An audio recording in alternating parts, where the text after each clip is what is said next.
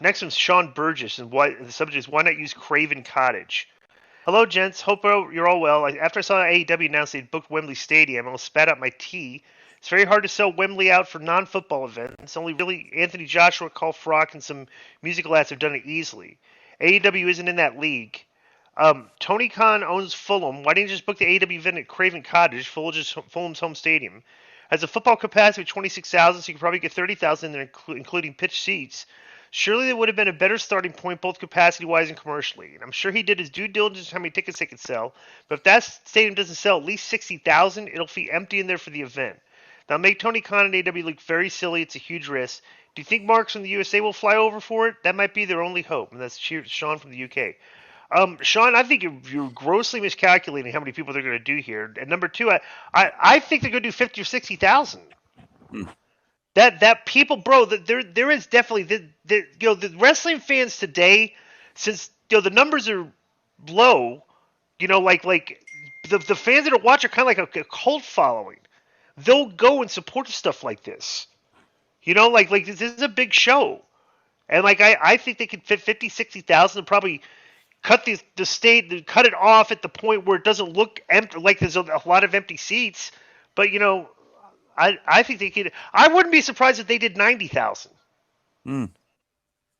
I would absolutely not be, bro. I think because these wrestling fans are very they're this type of wrestling fan, because there's no weekly tours anymore.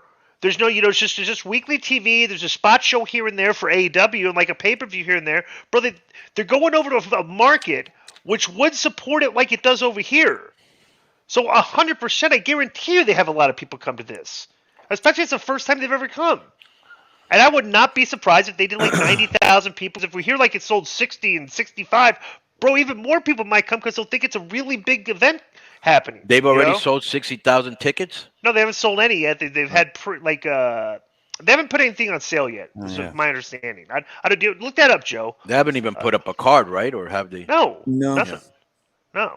But there's an interesting email coming up about a talent they could potentially use. I'm interested to hear what you guys say about that. But I would say the reason Tony went with Wembley is because of the prestige factor. Everybody remembers that WWE ran Wembley in '92 and had this enormous crowd and everything.